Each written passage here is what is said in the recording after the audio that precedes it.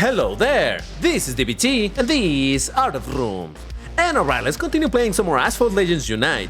And today, I'm gonna be doing a multiplayer test of the beautiful car that you see on the screen right now. And that's of course the 4GT Mark IV.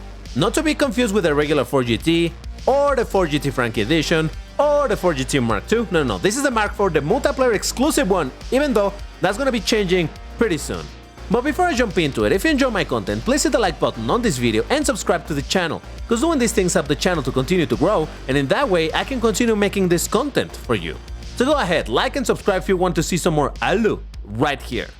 But alright, let's talk about the 4GT Mark IV. As I just mentioned, this is a car that has been multiplayer exclusive for the last couple of seasons, and if you have never really paid attention to it, it's very easy to notice. You just go into multiplayer, specifically in MP1, and if you look at the rewards, that's where in the milestones you're gonna be able to find some blueprints for the car, even though these ones in particular are for the multiplayer pass. Of course, there's also blueprints that you can get for free. I was gonna say cards, not blueprints, that you can get for free, for example, over here at the 2600 score, and much later you can also get, again, more for the multiplayer pass, in this case an epic, some blueprints also for free somewhere over here. It takes a while, but you can get that. So anyway, there's also some blueprints to get in these rewards depending on the league at which you end and all of that stuff.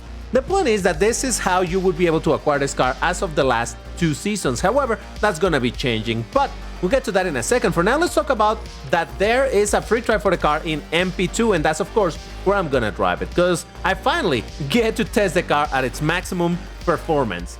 Now, having a look at the car and the rank itself, at 4322, this is currently the 6th highest ranked Class B car, making it only by 1 position not be an elite Class B car, but hey, not that it matters too much, but that should give you an idea.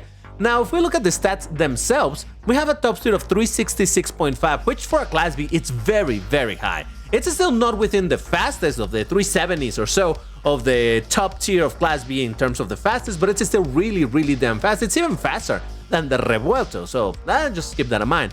And acceleration at 87.26, oh boy, you can tell this is a speedy boy that accelerates really quickly. However, the real problem about this car, or of this car, really shows up in the handling of 49.35, which makes it so that it doesn't steer all that great, and unfortunately, in this particular case, it also means that it just doesn't drift good. But again, we'll test it out in the races. Finally, we got Nitro of 60.20, which is, goodish, but nothing straight up, I would even say it's normal-ish. That's where I would leave it, like somewhat mid.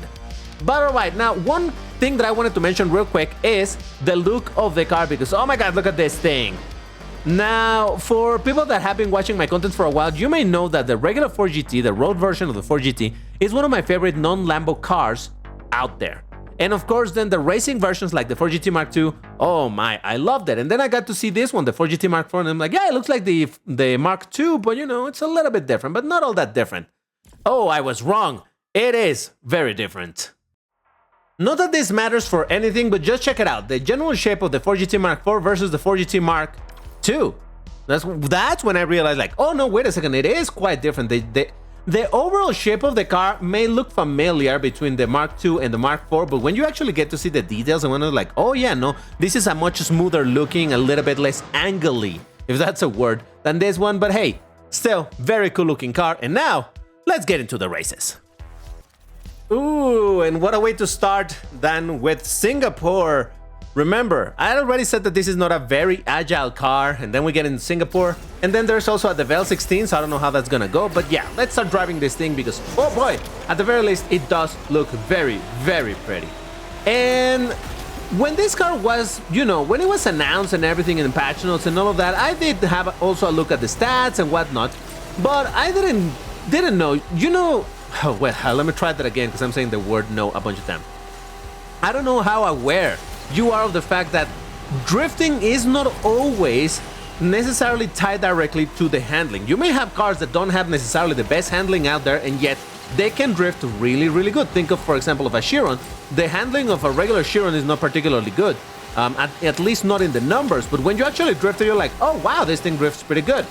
That first place has gotta be the Devel 16, otherwise I don't know how he went so far away so quickly. But yeah, so just by looking at the handling, you don't get to actually know whether or not it's gonna drift good. So yeah, handling may be low, but maybe it drifts good. Now, it turns out that it doesn't. It's not that it's absolutely terrible at drifting, but it's not good at it either. So if you land in tracks where, you know, where it's a very twisted track, you're gonna have some problems with this thing. All right, I got a second place. I do believe that what beat me was the Devel 16. Let's see if it was to show me. Yep, there it is. The Vel 16, but I did beat another 4GT, the 650 SGT3, Senna Huracanebo Spider S18, and a 4GT Mark IV again. Nice. But thankfully, now that we have a proper free trial of the car at Gold, we actually get to test it out and, you know, have an idea of how it performs. And yeah, it is unfortunate that this car is not very agile, but then again, considering that it's fast and it has really good acceleration, the lack of drift, while, you know, kind of disappointing in some way, at the end of the day, the car still can do some damage because, again, pretty high speed, pretty good acceleration. So, yeah, there is that. Now, real quick before I forget, I did mention that this car has been a multiplayer exclusive car for the last couple of seasons, right? We saw this in the patch notes of the previous, well, of technically the current update of the game that is about to end. And yeah, okay, fantastic. It's a multiplayer car. We're gonna be able to make progress over there and whatnot. Now, we know, thanks to the patch notes of the new update, which, by the way, if you haven't seen it, the content creators for the game have already been posting these patch notes. I know that I am kind of late to that. I'll mention that in a bit. But yeah, basically now we know that in the patch notes it says that the exclusivity period for multiplayer of this car ends, which means, I think, that this car will no longer be featured in multiplayer. I mean, it's not exactly clear if saying that the exclusivity period ends means that it will no longer be available in multiplayer, or if it will not only be available in multiplayer only, you know, maybe it will still be available in multiplayer rewards, but also there might be other ways to get it. Or what seems more likely to me is that they're just gonna, what just got past the Lambo, Jesus Christ, that this car will no longer be acquirable in multiplayer and instead is gonna be, you know, obtained in some other way and at some other point. How? Absolutely no clue. Now, if I want to get all conspiratorial over here, I would think that maybe it was kind of intended that this car, you know, again, it's not a bad car, right? Don't get me wrong. I'm not saying that, oh, this car is terrible or anything like that. Oh, there's Glacian Chan. What's up, man? But my thought here is that maybe it was a bit intended that this car was not straight up a king of Class B, precisely because it was meant to be a car that you could acquire over time in multiplayer. And that's why, like, okay, you can get a pretty good car, but it's still not gonna be a king. So that would kind of make sense to me. But then again, you know, nowadays Gameloft has been, especially with Gauntlet, has been making available, for example, the McLaren F1 LM, which is considered one of, if not the king of Class B, simply because that thing goes so ridiculously fast. It has such crazy nitro. Yeah, you saw how it couldn't do that drifty section. It just drifts so wide. Anyway, so yeah, there's a way for you to actually acquire the proper king, though that one has horrendous acceleration, so it's more about eventually building the speed and keeping it. But either way, so I don't know. Gameloft has been considerably giving in this particular sense, at least when it comes to Gauntlet. So I don't know what to make of this. Like I said, I don't think this is a bad car by any means. Jesus Christ, I'm losing so much speed. But to be completely honest, I don't think it's amazing either. And given the rank that it is at, it's a bit rough. Ooh, we're in Osaka. All right, let's see how we do over here. I think I'm at the front. No, I'm not. Oh, I thought I was that 4GT. And by the way, I'm not going to be changing color of the car in this video because I currently only own it at 1 star. So I don't have the opportunity to change colors in the default one, or rather use a customized color. In the default colors, well, it only literally has this livery. So yeah, that's all I can show you for now. But hey, so in having said all of this about the car not being amazing and whatnot, it's still a car that I do want to continue to upgrade over time. So I'll be really curious to see how Gameloft makes this car available again. I'm just gonna hate if it gets removed from the multiplayer rewards. I'm just gonna hate myself for not having made more of it while it was in multiplayer, you know? Because again, like I showed you at the start of this video, you can get even more blueprints of the car if you really grind the multiplayer rewards all the way to the, what, like 13,000 score or something like that. It's crazy. But, you know, originally I had this idea of, yeah, I'm gonna do it because I want the blueprints and whatnot. But once I saw really, oh god, oh jeez, look at that drift. Once I saw just how many races it takes to get anywhere close to that, I'm like, nah, I don't have the time to really commit to grinding that much for the car, so And I never got the multiplayer pass, so there's that as well.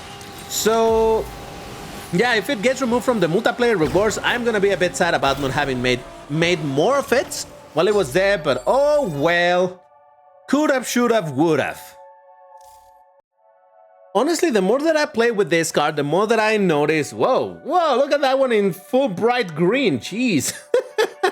My eyes. Anyway, the more that I play with this car, the more I feel like, man, I don't think there's necessarily a track where this car can straight up shine. Then again, we're playing Ghost Slipstream, so in here, what matters the most is to be using very fast cars, right? And while I did say that this is a very fast car for Class B, you know that in MP2 you get matched against really random... Oh, not random, but you know, you get matched against a lot of different classes of cars, and very often you end up against Class A and Class S, especially considering that this is, once again, a car that goes, what? It's at rank of like 40. Oh, no! No! I'm fine.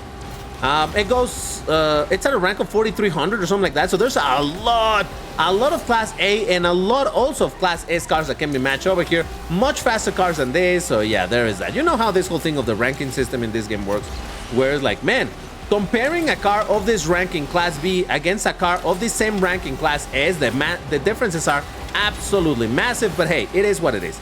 The point is that, yeah, if I get into top speed tracks, I get absolutely destroyed by the really fast cars. And if I get into the twisted track, I get completely destroyed by the really agile cars. So that's why I'm saying that at least in this multiplayer series, I'm not finding a place where this car really shines. But then again, it's just a symptom of being Ghost Slipstream. And you know that that's just kind of the case often. Now look at that, a Regera, much faster than my car, for sure. Ha! Speaking of top speed oriented tracks, let's see how we do over here. I see already a Chiron, much faster. The Gentiaculone is faster, definitely. What else is over there? I don't know, we'll find out. But real quick, I want to talk about the patch notes and the fact that I haven't made a video on the patch notes. As I announced earlier this week, was it? Yeah, I think it was this week. I have joined the content creator program for Asphalt Legends Unite, which indeed allowed me to get access to the patch notes and all of that. You might be thinking, DBT, why didn't you make a video on the patch notes like the other content creators did? Well, because you know that my style of making patch notes videos is different. The content creators, official content creators that have been making the videos for the patch notes for all this time, they're really good at putting out the information. Oh, Jesus, the jump is on this side. Ah, remembered, let's go. They're really good at putting out the information really quickly. I cannot even begin to try to make a video that quickly, especially with that level of quality and whatnot. So I think in my case, it's just a situation where, you know, I like taking my time, and eventually I end up recording and, you know, reading through the patch notes and trying to make up what it means and all of that stuff. So yeah, and also to be completely honest, I have been busy as of late. So really, I did not have enough time to dedicate to this whole thing. So it's fine. I will end up making a video on it for sure, but I think it's just gonna be in my... Ooh, did I just overtake him? Hold up. Come on, acceleration, save me. Save me. There we go. Very nice. Okay. Speedtail, 4GT Mark 4 Chiron. All right, so somehow I made it in this one. Well, it's nice to get a first place from time to time, huh? Who would have seen that coming? So as I was saying, it's likely that I'm not likely. It's definitely for sure that I'm gonna make a video about the patch notes, but I don't know. It might actually come up tomorrow by the time I'm releasing this video, the day after that, or I don't know, in a couple days after that. Like I said, I just have been a little bit busy, so it's fine. At the end of the day, I think you already have the most of the info. Oh no! What was that? All right. Oh Jesus Christ! I'll take it. What is happening? I'm fine. Hey, listen, I like being 8th place. It's very fun. Well, 7th place now. All right. It's all good. I guess I should finish the race anyway. I'm not one to rage quit often, but man, I'm tempted to just rage quit out of this. But no, I'll take the opportunity to continue talking about the patch notes. So yeah, I'll be making a video on this pretty soon. It's gonna be in my regular format where I'm gonna read the entire thing and give you my thoughts on it. The one thing that I would say from right now is that the new... what's it called? The Spotlight event, it changed. You probably have already seen that whole thing, right? But the Spotlight event has changed now, and it's kind of combined with sort of in the format of a special event. I don't know, it's weird. I get the idea what the patch notes explain, but I think it would be so much better if I just judge it once it's actually out there, but we'll see. I don't know. In general, the patch notes, they do contain some juicy information for sure, but overall, you know, at the very least, we get to see what are the new cars and all that stuff. All right, that was a messy race, and yet somehow made a bit of a comeback, so I'll take it. But anyway, so just to finish my thoughts or close my thoughts related to the Ford GT Mark IV, beautiful, beautiful car. I'm glad that you can change the color at least once you have it at 2 stars, because you know there's some cars that you really can't do that, so hey. But overall, a bit of a disappointing car just in terms of the lack of drift ability, you know, being pretty weak at that. But overall, I still think, I consider one of those cars that, you know, in the right hands, I think that's true of every car, right? But in the right hands, it can still do a lot of damage given this combination of the top speed plus the acceleration. But again, it might be a little bit dependent on the track that you're on and what type of multiplayer series you're playing. Because once again, Ghost of Slipstream, I don't know that is the best one where this car would shine, but hey, we'll see. Hopefully there's gonna be a free trial for this car at some other point in the future in a non-Ghost to Slipstream series, and maybe over there I'll give you my thoughts again. But for the time being, it's gonna take a very long time for me to start up this car. Oh god! See, handling, man, I tell you, handling issues. It's gonna take a long time for me to start up this car, if there's even a way to continue getting blueprints for this car. So hey, who knows, maybe I'll revisit it in classic multiplayer once it gets added over there. But for the time being, this is what we got to play with. What do you think? Let me know in the comments about this car. Is it a good car? Is it a bad car? Was it extremely disappointing that it doesn't drift good? Or did you find it manageable? Let me know in the comments, but that's all for today. Thank you for watching, and I'll see you in the next one. Bye-bye!